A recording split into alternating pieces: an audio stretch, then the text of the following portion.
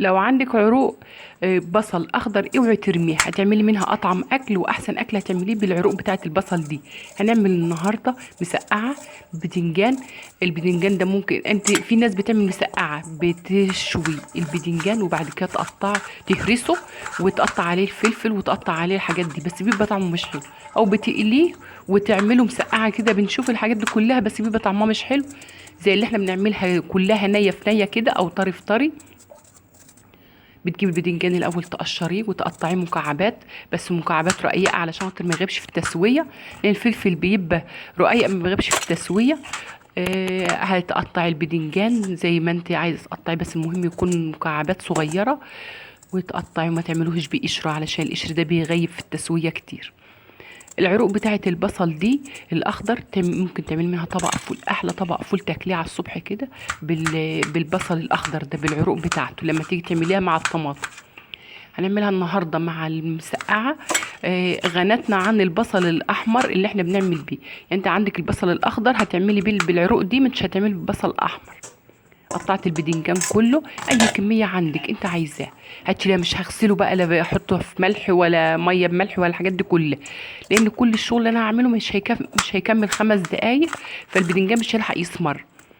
او ممكن تعمليه وتحطيه في الزيت وتقلبي وتكوني بتقطعي قصد منك الخضار وانت بتعملي البدنجان، يعني مش هيسمر ولا اي حاجه. قرن فلفل اصفر هتقطعيه مكعبات صغيره، وفلفل اخضر وطماطم، ولو في فلفل احمر ما فيش يبقى الهريسه بتاعت الفلفل الاحمر اللي احنا بنعمله. وعروق البصل الاخضر انت بتاخدي قلب البصل الاخضر، العروق اللي هي بتبقى صغيره عشان خاطر ما تبقاش ناشفه في التسويه. قطعيه معاك 4 عروق 5 عروق زي ما انت عايزه. ده هيغنيك عن البصل الاحمر. عايزه تحطي بصلايه حمراء بس كده كفايه، البصل كده كفايه عشان ما يبقاش بصلها كتير. والطماطم هتقطعها زي السلطه كده.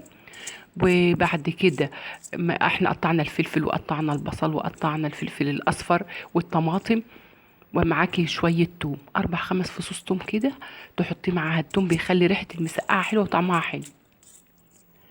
والكزبره والفلفل الاسود. الهريسه بتاعه الفلفل بيبقى عليها الملح، فاحنا مش هنحط لها ملح كتير. هتحطي الحاجات دي كلها. المسقعه دي بيبقى طعمها ألذ من اي مسقعه تانية انت بتعمليها، كانك بتاكلي شاورما، بيبقى طعمها حلو. خلاص معايا كل المكونات قطعتها وجهزت حاجتي كلها.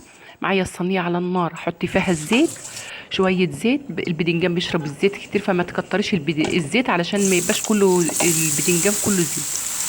شويه زيت بس تتبلي فيهم البدنجان كده مع الخضار اللي هنعمله. وبعد كده هتحطيه لو عندك عايزه تحطي معلقه صلصه حطي، شويه بابريكا لو في حطي معلقه بابريكا.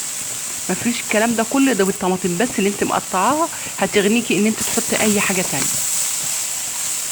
هتقلبي زي ما حضراتكم شايفين كده. هو بيستوي من المكونات دي بس، يعني مسافه ما يدبل كده وتحطي الطماطم وميه الطماطم تنزل وميه الخضار بتستوي مسقعه.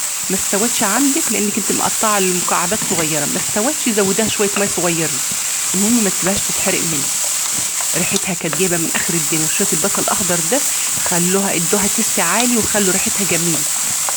حطيت البصل وحطيت الفلفل الاصفر والفلفل الاخضر، وهحط الطماطم اخر حاجه، وكل ده برضو هقلبه مع بعضه كده. وشويه التوم هتحط التوم فصوص كده او تهرسيها زي ما انت عايز. 3 4 فصوص توم بيديها تست عالي وريحه حلوه. هقلب كل ده مع بعض وما كترتش الزيت علشان خاطر البرنجان بيشرب زيت، ومهما تحطي له زيت بيشرب الزيت، فعشان خاطر ما يبقاش فيها دهون كتير. طماطم وشويه فلفل اسود وشويه كزبره ناشفه. الملح هيبقى بلاش الملح عشان خاطر احنا حاطين على الهريسه دي ملح، فعشان خاطر ما يبقاش الاكل حادق. حطينا معلقتين هريسه، ادتها لون وادتها طعم حلو وادتها الملح اللي احنا عايزينه للاكله، ما احناش عايزين نحط ملح تاني. ان دقتيها ولقيتيها عايزه شويه ملح صغيرين حطي لها. هحط لها كل ده مع الفلفل الاسود مع الكزبره، وهغطي عليها. لو في معلقه بابريكا زي ما قلنا حط معلقه بابريكا، مفيش اي مشكله. معلقه صلصه عادي حطي. وهقلبهم كل دول وهوطي عليها. اول ما هغطيها وهوطي شويه هتستوي على البخار اللي هيطلع منها.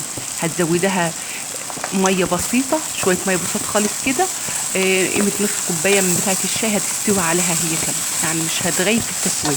عشان مقطعه كل حاجه مقطعه صغير زي ما حضراتكم شايفين كده. هو ده لونها قبل ما نغطي عليها ونوطي. زي ما حضراتكم شايفين كده سواها، هي نشفت كده ومستويه وطعمها لذيذ وريحتها جميله. لايكات وتعليقات وشيروا الفيديوهات علشان قناتي تكبر بيكم.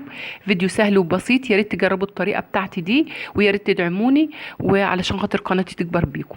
وده كان فيديو النهارده، واشوفكم في فيديو جديد.